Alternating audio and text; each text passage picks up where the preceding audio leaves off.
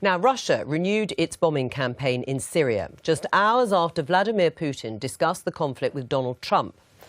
During his election campaign, the incoming US president repeatedly promised to smash the Islamic State jihadist group, while questioning the Obama administration's policy of also backing Syrian rebels.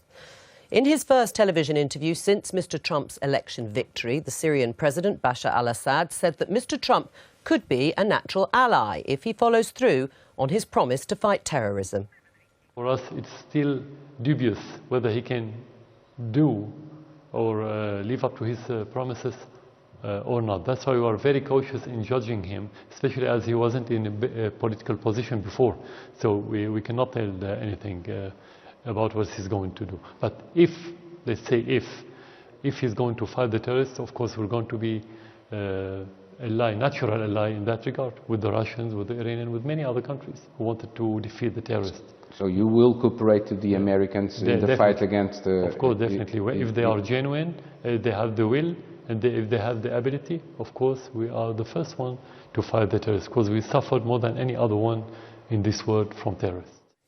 Bashar al-Assad there. Well, we're joined now by the foreign affairs analyst Tim Marshall. Welcome to the Daily Politics. Tim, a fierce aerial assault on eastern Aleppo has resumed. It follows this conversation between Donald Trump and Vladimir Putin. Is that a coincidence? No, but I think it would have happened anyway, because he's got an 8-week window, Mr. Putin, now, in which America is in between presidents, and so I think he would have done it anyway. He positioned all the vessels down there off the coast of Syria. He's got the submarines up in the Black Sea. He's got the aircraft already there. So it was going to happen anyway.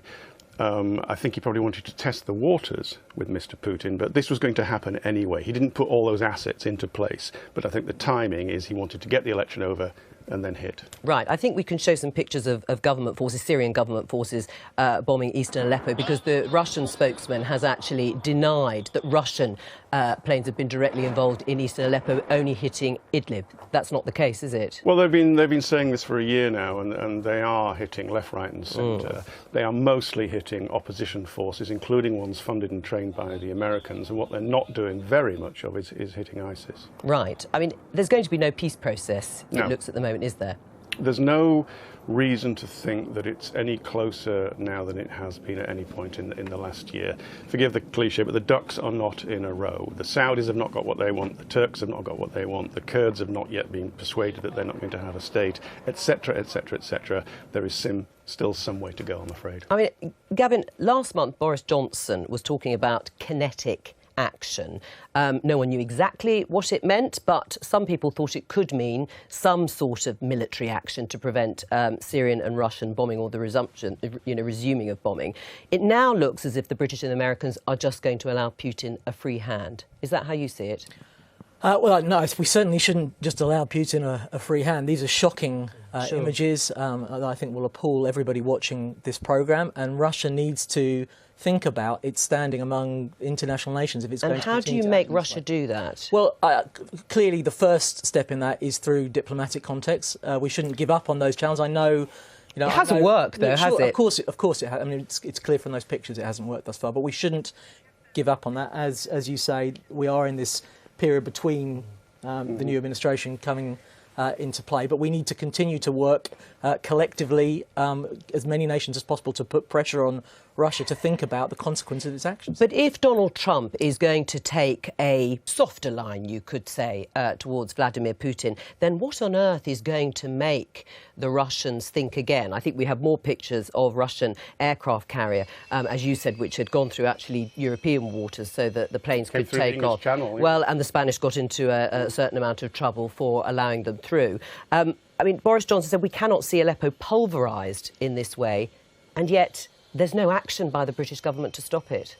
So it is something that we have to do with our partners and our allies. We need to talk to them, talk to other nations with America. With America, and we'll have to see what the policies of the emerging Trump administration are going to be. Right. I mean, what do you think the emerging policy is going to be from Donald Trump? We know that he has a relationship with Vladimir Putin. He's already said he's not that keen on NATO, and talked about perhaps some sort of demilitarisation, which of course Vladimir Putin would love. So what hope is there if you are the Syrian rebels, for example? I think Mr. Trump believes that there are such things as spheres of influence. Now, the previous administration says there's no such thing. Now, there obviously are for the Americans, because Latin America they regard as their sphere of influence. Nobody messes around there without their say-so.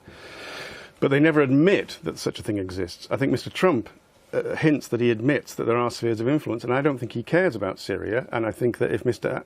Putin wants to help Assad win and crush the opposition, most of which are not moderate anyway, and then turn on ISIS, he's happy with that.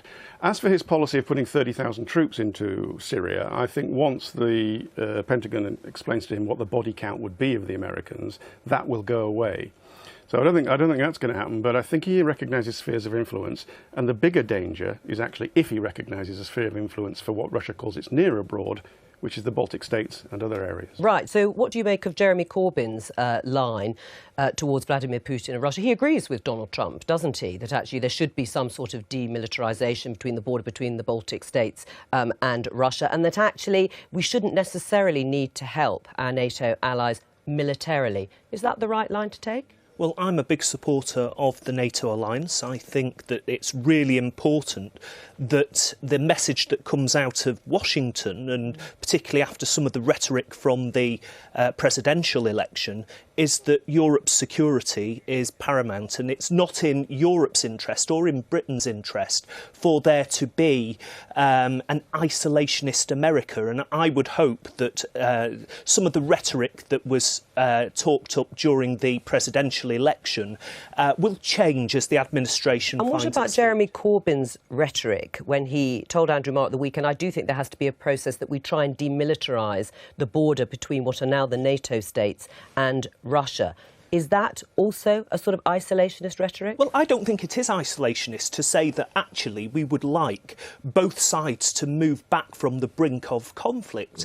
Of course, you have an alliance... That's a lifelong Soviet aim. Well, that was the aim of the Soviet Union, was to demilitarise its western border. But of course, the ultimate point is that we have the fallback of NATO as a Western alliance. So do you still hold with the line that an attack on one NATO member country means the others come in to defend it? Well, of course, that is... militarily. That's in the NATO treaty. But Jeremy Corbyn doesn't seem to completely believe in that. We shouldn't necessarily help our NATO allies in Eastern Europe on a military basis.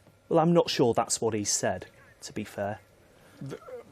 I'm not particularly taking sides, but if Mr. Corbyn was to go to Tallinn in Estonia or Lithuania, which has introduced conscription again, and go to Poland, I mean, it's a perfectly respectable position to hold, to say you want this divide, this buffer zone, which is what the Soviets and the Russians have wanted for forever.